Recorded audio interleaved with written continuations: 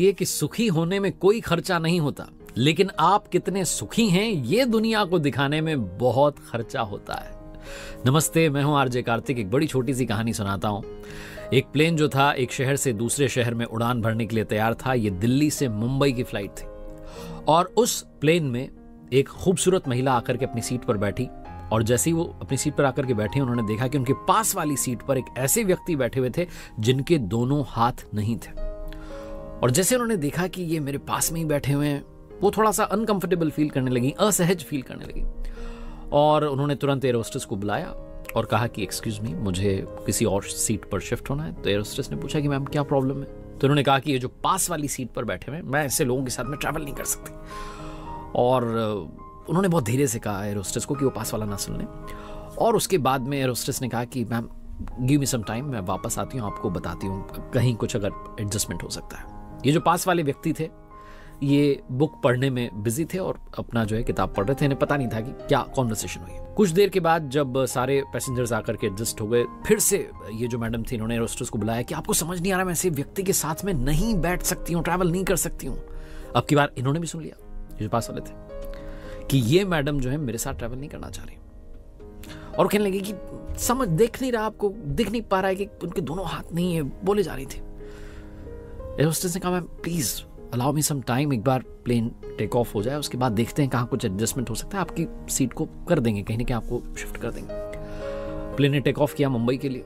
जब प्लेन आसमान में था एयर होस्टेस आई और आकर के इन मैडम से कहने लगी कि मैडम हमारे जो फ्लाइट के कैप्टन हैं उन्होंने एक बहुत ही इंपॉर्टेंट डिसीजन लिया है और ऐसा फैसला तो आज तक हमने कभी नहीं किया। बोले क्या फैसला किया है? बोले ये कि हम पहली बार किसी पैसेंजर को इकोनॉमी से बिजनेस क्लास में शिफ्ट करने जा रहे हैं। ये जो खूबसूरत सी दिखने वाली मोहतरमा थी, इनके चेहरे पर मुस्कान थी कि वाह क्या बात है, मतलब मुझे बिजनेस क्लास में शिफ्ट कर रहे हैं, मेरी बात सुन ली गई है। एयर होस्टेस ने आगे कहा कि मैम जो आपके पास वाले पैसेंजर हैं जिनसे आपको दिक्कत हो रही है, हम इन्हें बिजनेस क्लास में शिफ्ट कर रहे हैं। इन मैडम का चेहरा जो था वो फीका पड़ गया कि क्या। तो वो जो सर बैठे हुए थे पास में उनसे कहा कि एक्सक्यूज मी सर, आपको हम उस तरफ लेकर के जाना चाहते हैं बिजनेस क्लास में, आप वहां बैठ जाइए क्योंकि आपके साथ वाली पैसेंजर को प्रॉब्लम हो रही है। ये सर जी अपनी सीट से उठे। आसपास के लोग भी ये सारी कॉन्वर्सेशन सुन रहे थे, उन्हें पता था कि क्या बातचीत हो रही है, क्या विवाद हो रहा है। ये जो सर जी थे इन्होंने कहा कि एयर होस्टेस की ओर इशारा करते हुए कहा कि मैम बहुत बहुत धन्यवाद आपका, मैं आपको धन्यवाद देता हूँ, आपके कैप्टन को धन्यवाद देता हूँ कि आपने एक बहुत बड़ा फैसला लिया। मैंने जब ये बातचीत सुनी ना कि दोनों हाथ नहीं है, किसके पास में मुझे बैठा दिया और ये मुझे बहुत बुरा लग रहा था। मैं भारतीय सेना में शामिल रहा हूं और एक युद्ध में मैंने अपने दोनों हाथ खो दिए थे। मुझे लग रहा था मैं कैसे लोगों के लिए अपनी जान की बाजी लगा रहा था जिनको परवाह ही नहीं है। लेकिन आपने और कैप्टन ने, आपकी क्रू ने जो है इतना बड़ा फैसला लिया, मुझे गर्व है।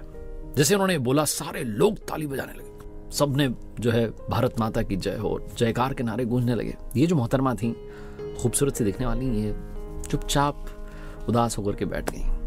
बहुत छोटी सी कहानी है। कहानी का सार ये समझाता है कि हम लोग सीरत पर ध्यान नहीं देते, हम में से बहुत सारे लोग सूरत पर ध्यान दे रहे होते हैं। लोगों का टैलेंट, उनकी प्रतिभा, उनकी ईमानदारी, उनके गुण, इन पर ध्यान देना शुरू कीजिए। फिजिकल अपीयरेंस में मत उलझिए। और हमारी जो सेना के जवान हैं उनका सम्मान कीजिए। हर व्यक्ति को समान दृष्टि से देखिए। अपने आप को इतना ऊंचा मत मानिए कि सब आपको बहुत छोटे दिखाई देने लगे, क्योंकि जब आसमान से देखेंगे तो आप खुद को लाइक कीजिए और वीडियो को सब्सक्राइब कीजिए। इसलिए सब सोचना बंद कीजिए मैं बड़ा वो छोटा। ये कहानी बहुत बड़ी बात हमें सिखाती है। एक बार फिर से वही बात जो अक्सर आपसे कहता हूं, कर दिखाओ कुछ ऐसा कि दुनिया